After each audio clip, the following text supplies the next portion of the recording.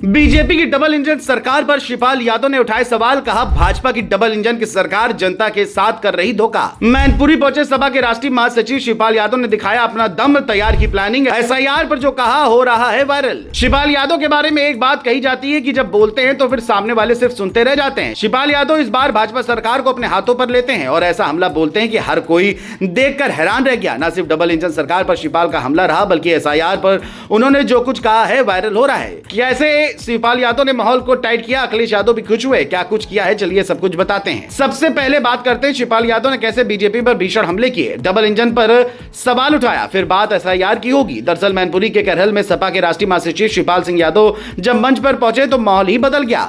स्थानीय कार्यक्रम में शामिल होने आए शिवपाल यादव ने बीजेपी की डबल इंजन सरकार पर सीधा वार किया और कहा कि सरकार जनता के भरोसे के साथ खिलवाड़ कर रही है।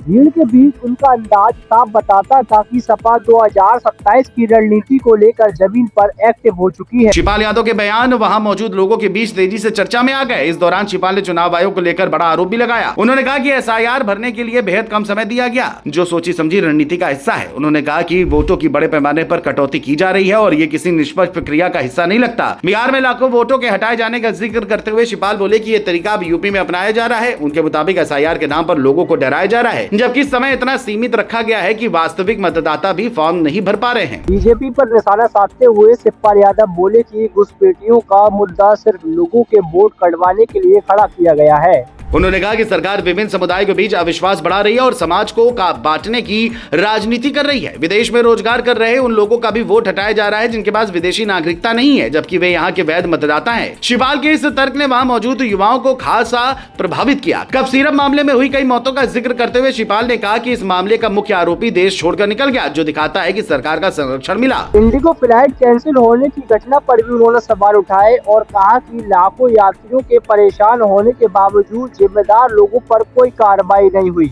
शिवपाल यादव यही नहीं रुके। उन्होंने कहा कि बीजेपी ने देश की लगभग सभी महत्वपूर्ण संस्थाओं पर प्रभाव जमा लिया है और ये लोकतंत्र के लिए ठीक नहीं है। कार्यक्रम में बड़ी संख्या में युवाओं और समर्थकों की मौजूदगी ने शिवपाल को नया जोश दिया। उन्होंने संकेत दिया कि आने वाले चुनावों में सपा नई ऊर्जा और नए नेतृत्व के साथ मैदान में उतरेगी।